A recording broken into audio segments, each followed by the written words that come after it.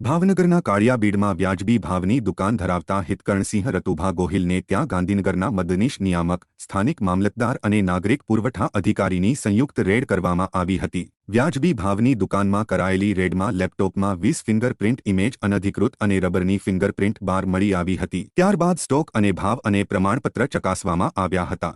Online અને physically જથ્થાની ચકાસણી કરતા ઘઉં, ચોખા, બાજરી, મીઠું, ખાંડ, ચણા વગેરેમાં ક્યાંક વધઘટ જોવા મળી હતી। જો કે હાલમાં પુરવઠા